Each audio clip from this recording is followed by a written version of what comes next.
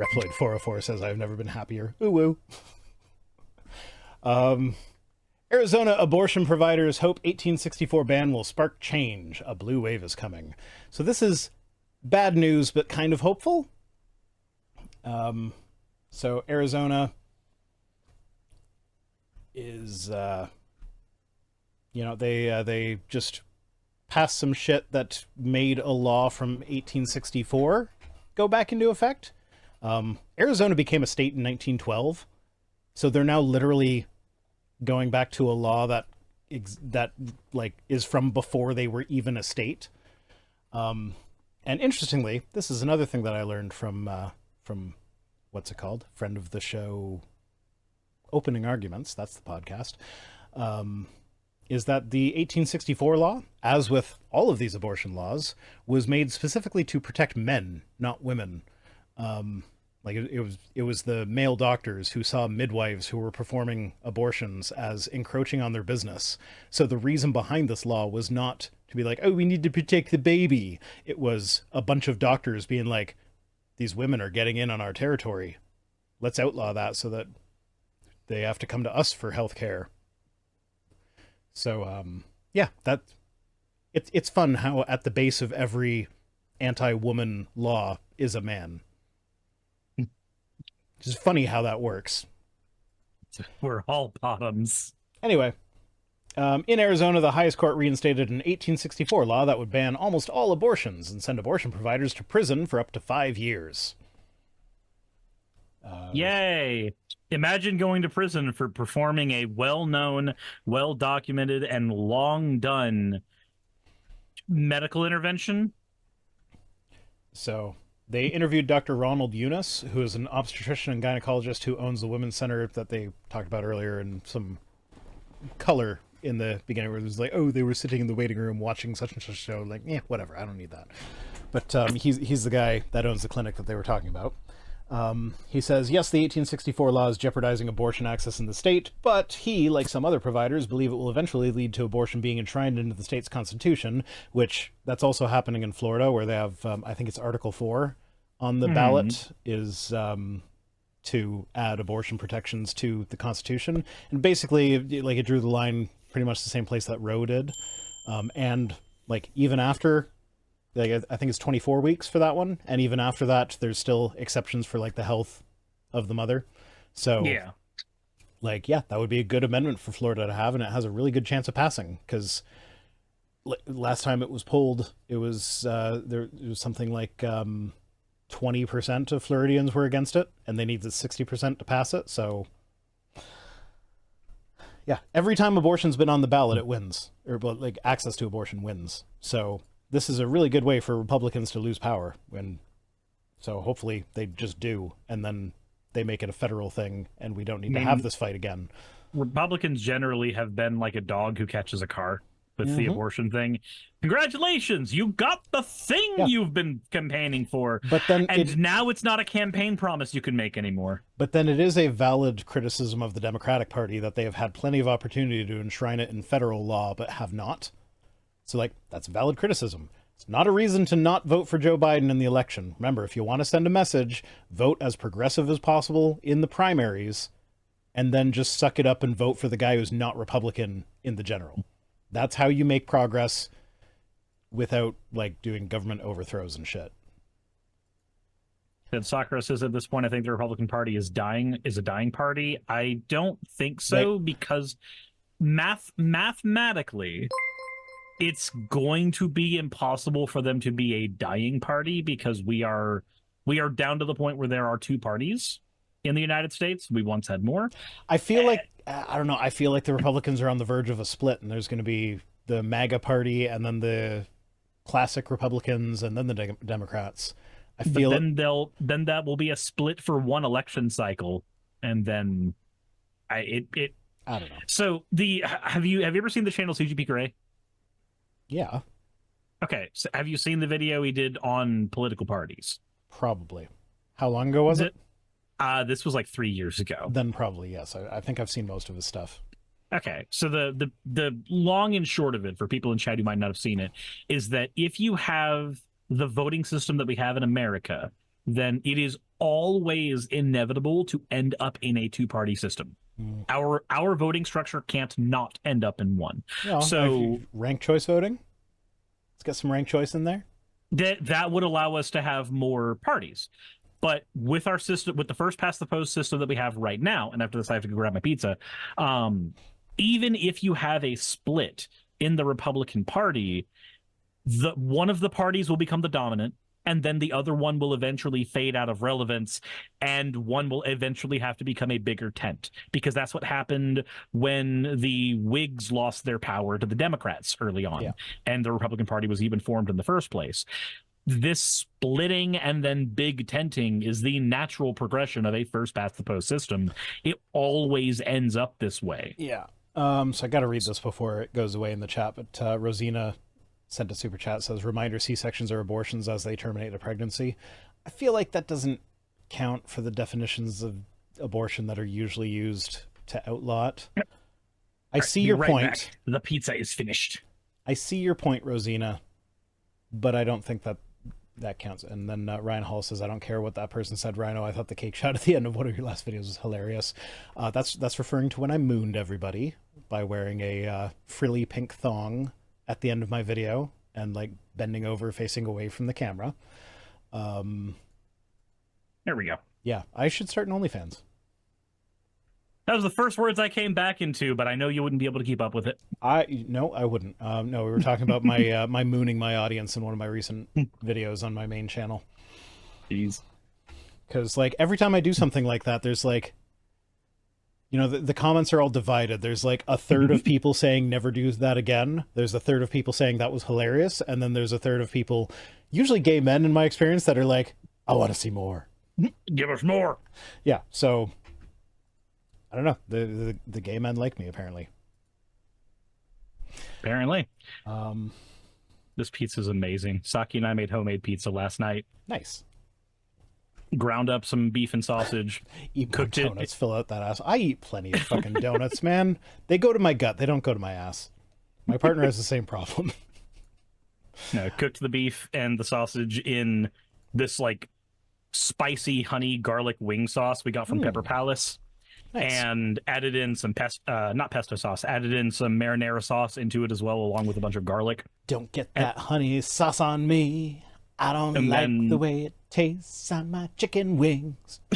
We shredded our mozzarella cheese off of a block so that we had just like freshly shredded mozzarella on it, and made the dough we made from a package, but assembled it all together with some red and green bell peppers and some onions, and just baked that until it was crispy. And then we coated the crust with the garlic honey sauce too. It is delicious. Yeah. I figured out who the person is. The Jesse Nelson person's not a Jesse Nelson. That's Channel Pop. Okay. They mentioned They mentioned taking a road trip on the east coast of America and going to a Waffle House while one of our friends slept in the back when I had an inflatable bed in the back of my car. So that would be Pop. Okay. That would be Channel Pop. All right. Go back to the UK. Go back to the news article. So, for now, Eunice is determined to keep performing abortions, which take up about half of his practice, at least until June, when the law is slated to take effect. Notably, this abortion provider is a conservative, and he used to vote Republican, but now he calls them idiots who refuse to shut their mouths about abortion. So, like, well, they banged the drums about it for years. Yeah. It's all they could do. We need to save the babies. Why? So that you can get more uneducated voters? Shut up! Yeah.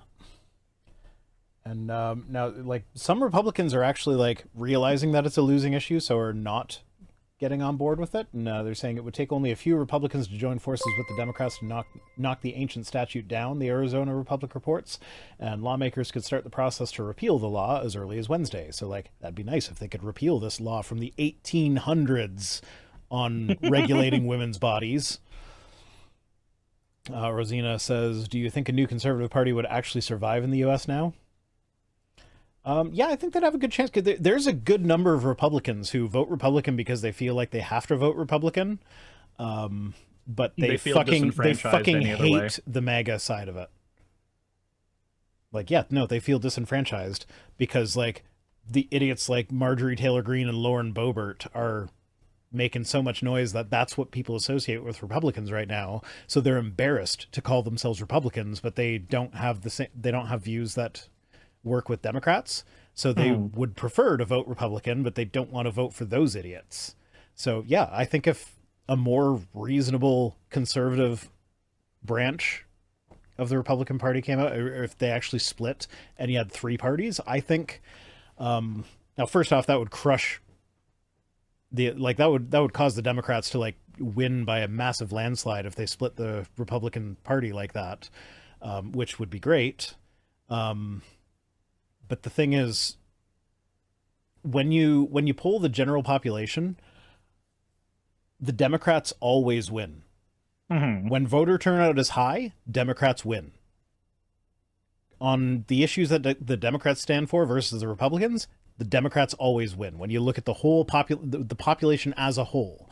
So if they split the Republican Party like that and the Democrats win by a fucking landslide, then I could see it be like the Republicans wouldn't get back into power for like a decade or two. I could easily see that happening. And I hope that something like that happens. And I just as much hope that the Democrats don't get complacent with that and be like, oh yeah, no, we win no matter what, so we don't need to actually do anything. Because I could absolutely see that happening with the establishment garbage that's going on now. It's like, I very vocally suggest that people vote for Joe Biden in November because we know he's going to be the Democratic candidate. That doesn't mean I like the guy. We accept that he's here. Yeah. So like in that situation, like on the one hand, I kind of want the Republican Party to be not strong, but like strong enough to actually present a challenge so that the Democrats have to actually do shit to get people to vote for them. As opposed to just not being Republicans. But yeah, I feel like the Republican Party is like, if they suffer a split like that, they're done for at least a couple decades until they get their shit back together. Paige Wilder says $5 says the Democrats fumble the ball if they win big in 2024. I could agree with that. Yeah. And Ryan Hall says Democrats need to be better. Stop focusing so much on just getting votes and being in power. Yeah. Actually make our country better. Yeah, I agree. And in 2016, everybody hates Hillary, but even she can beat Trump. Yeah. Hillary actually funded some of Trump's campaign in the early bit of that election, specifically because she wanted to run against him because he's a crazy person that she felt like she could beat. And she absolutely should have beaten him, but she didn't. And so like that's the kind of mindset that I feel like the Democrats have. But so this is why I say vote as progressive as possible in the primaries, because that actually successfully sends the message. Like Joe Biden has altered his stance on Israel. Like he went from supporting Israel wholeheartedly and whatever the fuck they want to do to I am very heavily pressuring Israel to agree to a ceasefire because he saw what happened in Michigan. I think it was Michigan. I might be wrong on that, but and he wants to keep his votes, and the only way to keep his votes is by doing that. Because people voted progressive, because people went out and voted for not Joe Biden but still Democrat, and it was I think they voted no contest. So they very explicitly they went out and said we are doing this because we don't agree with your stance on Israel. He changed his stance on Israel to become more progressive. It's still not good enough. I'm not defending his current position, but it's better than it was because people went out and did that in the primary. So that is how you put pressure on these old white boring politicians who don't want to change shit to actually change shit. But like when it comes down to it in November, you need to vote for not Trump. Because Trump will Joe Biden will not change shit for the better as quickly as we would like, but Trump will actively change shit for the worse and make it so much fucking harder to do anything for the better in the future. So like Biden hasn't yet smoked bomb a church. Not in the States, at least. Not in the States, at least. And those weren't smoke bombs in other countries. No, they were bomb bombs. Yeah. Although Biden did do less of that than Trump did, too. So there's that. I'm glad that we can at least have fewer drone strikes per president as time goes on. Yeah. Less Than Lucid says vote Cthulhu, the greatest of evils. Indeed. Anyway, even if the law is stricken from the books, abortion providers in Arizona face deep uncertainty. There's nothing preventing the passage of more anti-abortion measures in the future. And in the State House, where election-denying GOP lawmakers recently spoke in tongues with his anti-abortion prayer team. Did you see that? I thought about covering that last week. I didn't see that. It was fucking nuts. They were, like, praying in tongues to open their legislative session in Arizona. It was fucking nuts. Jesus Christ. It's like, that is shit that, like, they freak out when a humanist gets up and was like, in the name of providing the best good to as many people as possible, let us do our jobs. And they freak the fuck out because that's religious discrimination against Christians somehow. Meanwhile, they get up there and, like, pray in tongues to open their sessions. Like, could you imagine if a Satanist got up there and did something the equivalent? They, like, Mark Driscoll, Pastor Mark Driscoll, he's on Twitter right now complaining about the satanic display at the megachurch because there was a sword swallower act that they hired where, like, he took off his shirt and swallowed a sword. He's like, that's like a stripper. It's the spirit of Jezebel. Jesus it's evil. Christ. Yeah, that's his whole thing right now. So, like, just imagine if a Satanist got up there and started speaking in tongues in the same way they did. They would be freaking the fuck out. Yeah, because they don't associate it with the god that they worship. Like, I'm gonna be honest.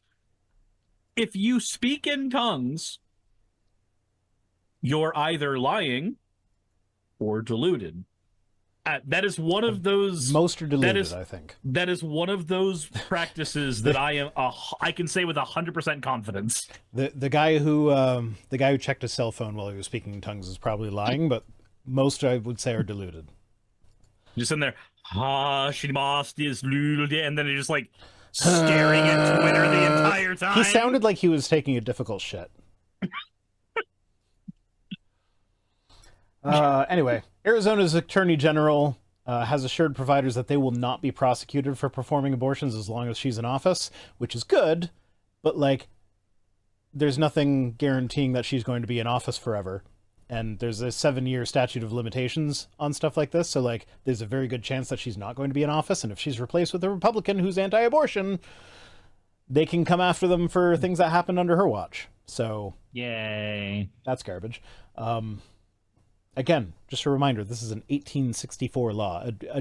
A law from, when was the Civil War? It was like 1867, wasn't it, that it ended? I want to believe that those are the years that it happened, but I keep like hearing from Tim Pool that it was last week. This is like sometime around, okay, let's see, American Civil War. Not the movie. So it's 1861 to 1865. So this law is from the time of the Civil War. Back when doctors, like, it was doctors that were pushing for this. To be a doctor in 1864, you didn't have access to anesthetics. You had laudanum, so it was like an opiate, and that was basically it. But, like, you couldn't put someone under for surgery. If a soldier got shot in the arm, they would just chop off the arm as a precautionary measure because they didn't have antiseptics, and it was probably going to get gangrenous.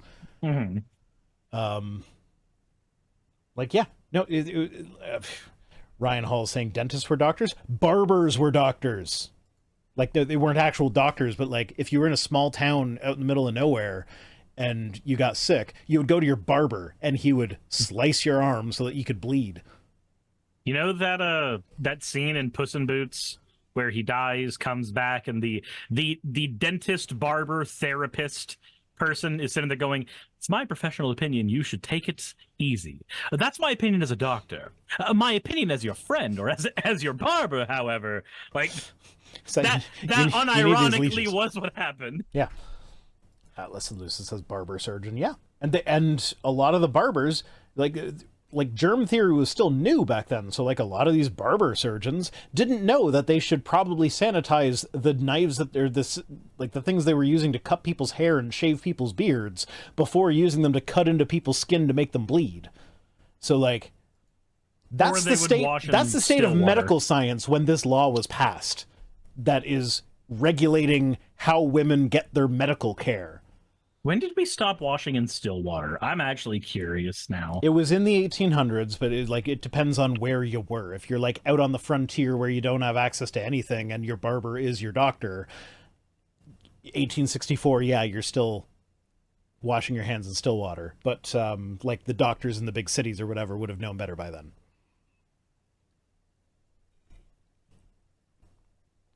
At least that is what the 90s TV show Dr. Quinn Medicine Woman has led me to believe. It took till 1875 for modern sterilization practices and scrubbing of hands to be widely practiced. Yep. Okay, that's and then, scary. And then antiseptics like alcohol, like not the kind that I'm drinking, but like the kind that makes you go blind, wasn't until like World War I that started being used in medical practice. This is it's barbaric, the type of medicine that was being practiced when this law was in effect. Titan Uranus says, what is still water? So it used to be that there was a washing station in houses and in facilities, and the washing station typically comprised just a bowl of water. It was usually a bucket. Yeah. If you were like royalty, you might have a bowl, but a lot of times it was just a bucket because that was readily available. And you would just wash in the station and then you change out the water at the end of the night. So this was a practice that doctors would use as well because people didn't yet know that still water garners contaminants. Not just the contaminants that you wash your hands in, but like the air around has microorganisms that will contaminate still water. It's the reason why when you there's a video of a dude like taking a cup and dipping it in glacier water and then just taking a drink directly, and everybody like looking at the videos freaking out going, that's just still water. It looks clear because it's out near a glacier, but that doesn't mean that you should not use iodine or not boil it or not do something to sterilize that water first. Yeah. So Cary Lake, the Arizona Senate candidate, once ballyhooed. Let's use the word ballyhooed more often in our news reporting, shall we? So it's like that's a word we don't see very often. She ballyhooed the 1864 law, meaning she supported it. But now she is behind the Democratic rival in her race. And she's decided that as part of her strategy, she's decided to say like, oh no, this law is actually not good. It's out of step with Arizonans. So hopefully that's too little too late, because like we all know that Cary Lake is not going to give abortion protections if you elect her. Because she's a piece of shit. But yeah, so when polled in 2022, only 28% of voters in Arizona approved of the 1864 law. That actually seems freaking high to me. 28%, like that's almost a third of Arizonans were in favor of this law. I mean, that's obviously not going to win elections with those kind of percentages, but that still seems abnormally high for like, yeah, we approve of a medical law passed in 1864. But anyway, amid the uncertainty, abortion providers say they're hanging their hopes on what's become an increasingly effective way to undo bills passed by Republican legislatures, which is relying on voters to enshrine abortion rights into state constitutions via ballot measures, because access to abortion always wins at the ballot. Always. Senini says, stop at Stream Elements, send is not food. Which is that's a bot that I set up because I have a treat stream thing where you can actually like send me a burger from Wendy's, which is I think the only thing that I set up on it, because like I did it as it would be neat if somebody did this sometime thing, and then I forgot about it and I never talk about it, so nobody has ever done it yet. And it's probably for the best, because like every time I start a stream I remember that that's a thing, and I'm like, oh, I don't feel like eating that right now. What if somebody sends that to me? That would be annoying. But then I remember that nobody's ever done it, so that's not a risk that I have to, and then I don't bother to update the bot to take it off. So anyway, that's unrelated. Whatever. So, in the wake of the decision to reinstate the 1864 law, a popular ballot measure giving Arizona voters the chance to add abortion rights to the state constitution in November is gaining momentum, even as Republicans strategize the measure's defeat. Rosina, welcome to Basic. Ya basic, Rosina. Rhino suddenly gets 20 hamburgers sent to him. I hope not. Because that's... The one burger that I set up there is the Baconator, which is a really fucking good burger, but, like... no. You know, it's weird. I used to like Baconators a lot, and I don't... You are green now, Rosina. I don't really go for them anymore. Maybe it's because I live, like, relatively close to a Wendy's. But I don't know, something about them just doesn't taste right anymore. Yeah. Well, I mean, the Wendy's, I don't know if this is in the States as well, but the Wendy's in Canada have an onion burger now, which is actually really good. It would be better if there was bacon on it. But I just love bacon. What can I say? Bacon is amazing. It's true. Feed Rhino's entire family out of spite just for him telling us not to. Okay, if a bunch of you send me Baconators on this thing, okay, first off, I think I remembered to set up the cooldown on that one. So, like, I can only get, like, one every hour or so. But if I get a bunch, then, yeah, I know what the kids are taking for their school lunches tomorrow. Anyway. Yeah, so Isaacson, a longtime abortion provider, says his medical group will continue offering services until we can't. He worries he might have to shut down for several months before the election brings more clarity about the future. If he shuts down, he will still have to pay rent and bills for leased equipment in his office. And worse, there may be painful layoffs of the small staff that he calls his second family. So, by restricting abortion, you're hurting working people. And he says now they're taking steps back from the chaos and trying to figure out the best way to move forward in the short term. Dr. Gabriel Goodrick, who owns the clinic that provides a third of the state's abortions, says that she was holding... I love this picture here. We need to do more of this, like, propagandistic type of stuff. She was like, okay, I was holding foster kittens in my lap when I learned of the court's decision to revive the 1864 law. Because, like, Republicans... Oh, like, my God. The anti-abortion people, they think of people who are pro-life, or pro-choice, rather, as being, like, a bunch of baby killers who, like, are plotting in back rooms to sell organs on the black market to make lots of money for their abortions or whatever. So, I mean, like, I am, aren't you? Shh. We're not supposed to admit to that, Suris. Come on. George Soros isn't going to send you a check if you keep admitting to that out loud. His payments have been really scant lately. If at all. But yeah, so I kind of like that they're kind of combating that, like, back alley dealing in harvested organs thing with, like, I was sitting there cuddling my kittens when I heard about this horrible news. But meanwhile, you're going to have some Republican propagandist counter that by going, look, liberals are all lonely cat ladies. There are fucking billboards in my area from anti-abortion groups that talk about how, like, oh, a baby sucks its thumb from 9 weeks after conception in the womb. And I suspected that was bullshit, so I looked it up. They don't have digits at 9 weeks after conception. How can they suck their thumb? They don't have a thumb. It's a little pseudopod at the end of his little thing. Like, it's not even a hand yet, but they're sucking their thumb. Sure, what the fuck ever. Come on. They just lie so blatantly. But yeah, because they know people aren't going to fact check them. So Goodrick vows that the clinic will not close its doors. In the worst case scenario, she envisions it staying open to help women get to other states for abortions and provide legal reproductive health care to women in Arizona. Yeah, let's hope Arizona doesn't pass one of those bills that Texas passed, where it's like bounty hunting, like, oh, you helped someone get an abortion out of state? Let's all sue you for $10,000, and as many people as possible can sue them. Like, whatever. I don't know. It's bullshit. Anyway. Jesus. Yeah, no, that's basically all I wanted to say on this one. So it's a bunch of bullshit. We're going to end on some positive news today. Okay. Very rare thing here, because we talk about the Republicans doing stupid shit, and unfortunately they're very successful with a lot of their stupid shit. So positive news today. Anti-LGBTQ plus bills keep failing. Could the tide be turning? Okay, I So- could get behind this. Yeah, so as trans people continue to be targeted in state legislatures, they are finding mundane tasks like using public bathrooms and finding new doctors risky, according to a recent poll.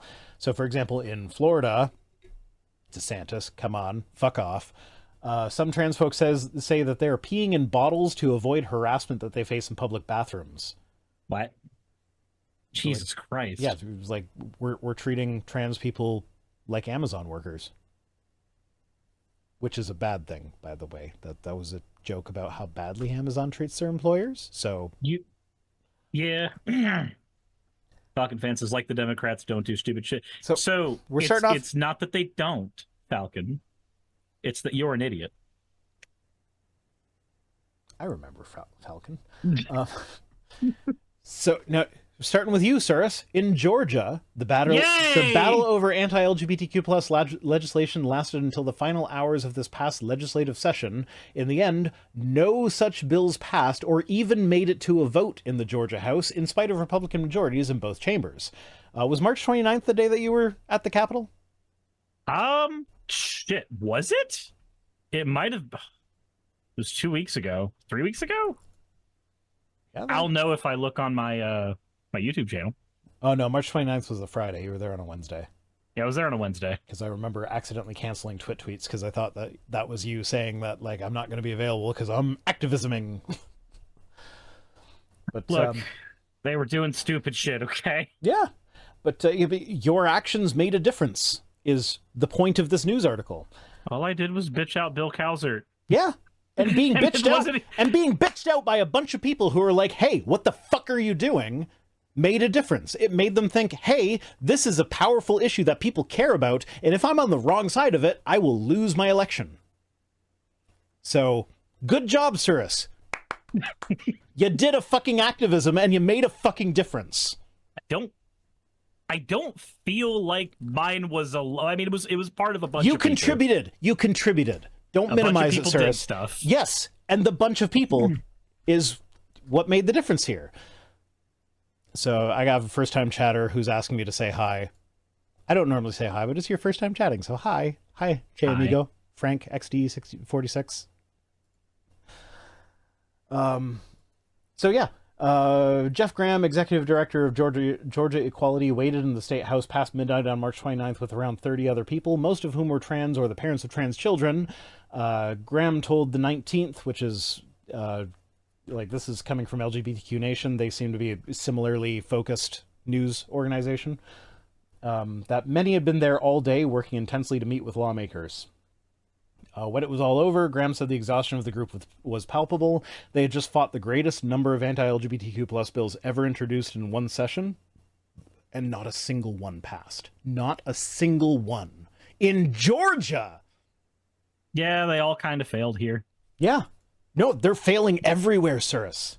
Like, I'm not talking about New York. I'm not, like, Georgia, well, I don't know if they've mentioned Arkansas, but, like, it's Bible Belt places. They failed.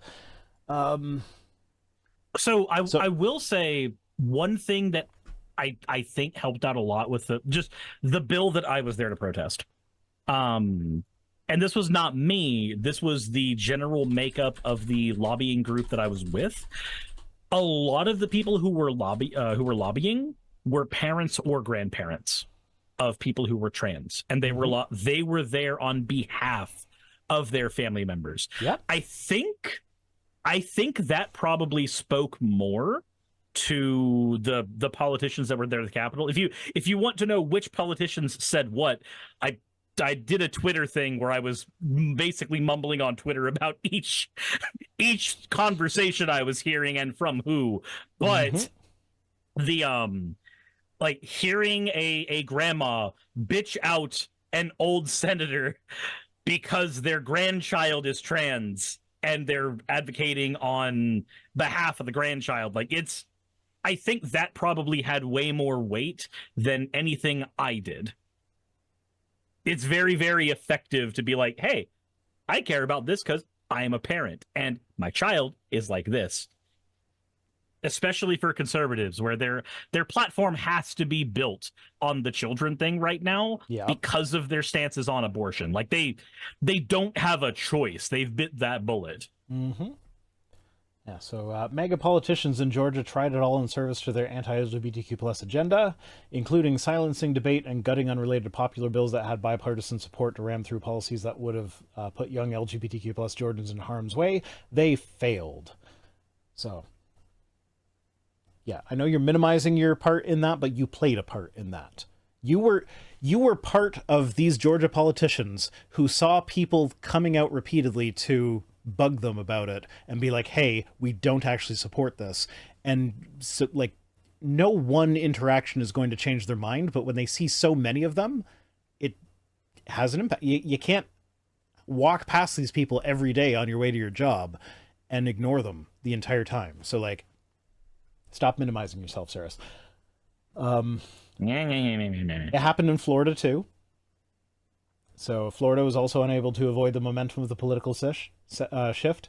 This session, 21 out of 22 anti-LGBTQ plus bills failed, and this is a marked improvement from last year when they enacted 6 anti-LGBTQ plus bills. And that's more than the 7 previous years combined, according to the Human Rights Commission or Council. I would hope that it's not just HRC had people out there as well. It was HRC and Georgia Equality. Georgia Equality is who I went with, and HRC set people as well. But I'm hoping that it's not just that it's an election year. I'm hoping it's not just that it's an election year and that's why we're seeing some of those bills fail. I would hope that it's a legitimate zeitgeist shift. Yeah. But there is the fact that this is an election year, and that does have an effect on how senators push through bills. Yeah. So, I don't know. I want to be as happy as anybody else is that a lot of these bills failed, but it's also 2024, and that is worrying enough to me. Yeah. And I don't know if it should be, but to my ill-informed mind, it is. Okay. Even taking that into account, if they are just voting against these bills because they know it's an election year and they'll be more likely to be reelected if they vote against them, then that shows an awareness that the cultural zeitgeist has shifted. If we vote against these things, or like if we vote in favor of these bills, the public doesn't like it. And if I want to keep my job and keep my power and keep my easy money, because let's face it, being in the government in the States right now is an easy paycheck, and it's a big one. You have all your benefits paid for. You have your vacations paid for. Yeah, your base salary is $25,000 a year, and you make a per diem of $230 a day. You think Marjorie Taylor Greene puts in 40 hours of work every week? No. She fucking slacks off and just takes her paycheck. But like, so they know that their position of power is in jeopardy if they don't support LGBTQ rights. They are starting to realize that. So like, yes, it might be a callous, this is an election year, so if I vote against it, then I can tell my constituents that I voted against it, so they will be more likely to vote for me. But like, even if they're doing it in that cold, calculated manner, the fact that the population has shifted enough to make that something that they see as a favorable thing for them is a good thing. Even if they will go back to voting for these things for the next 3 years. Because, like, it's indicative of the larger shift. Mm-hmm. Kentucky. I hope that that's the case going forward. Yep. Kentucky, every single one of their anti-LGBTQ plus bills also failed this session. So Kentucky has not passed an anti-LGBTQ plus bill for nearly a decade. However, Texas and Florida flooded the news with transphobic attacks, and the rhetoric spread to other southern states, and Kentucky included. So Kentucky tried to pass more bills this year than they have in the last decade, but they failed. Every single one. In 2023, so it was last year, last season, the legislative seasons don't quite match up with the years, so this is not the season they're talking about, but the previous one. Kentucky did pass one of the most transphobic laws in the country. So in one bill, the state banned students of all ages from being taught about sexual orientation or gender identity, banned them from using washrooms that aligned with their gender identity, banned gender-affirming care for minors, and banned students up to the 5th grade from learning about sexuality and sexual development. So this is where my kind of hesitancy with this is coming, is like, are these bills failing because they already passed the big ones and the rest is just the small shit that's going to make people look bad anyway? Because if they passed all the big shit last year, then they don't need to worry about the small shit this year. But still, they didn't pass anything in the last legislative session that's anti-LGBTQ. So that's still a good thing in today's political climate. It's a good thing. I still worry that it's not good for the right reasons. Yeah. But it's clear that the anti-LGBTQ agenda is starting to fail both in Kentucky and across the country, and rightfully so, said Trey Grayson, former 2-term Republican Secretary of State of Kentucky. So, like, he's a Republican, and he is now also the lobbyist for Kentucky Competes, which is a coalition of LGBTQ supportive businesses. So, the fact that a Republican can be a lobbyist for such a company is like, yeah, that's shows the greater shift. It's like I've often said about religion, is that like they do progress eventually. It's like the Christian apologists today complain about progressive Christians, but if they go back in time 100, 200, 300 years, they will be condemned as being too progressive. Like, not with that language, but like, you would allow women to wear pants? How dare you?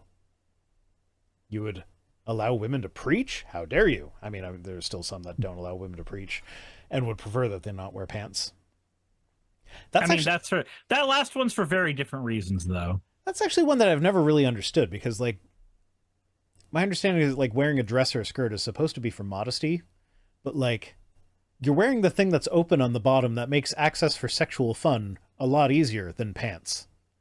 It's like, if you're worried about purity, would pants not? Yes, because pants are more form-fitting and they show off. They leave less to the imagination. There are pants that can still leave a lot to the imagination.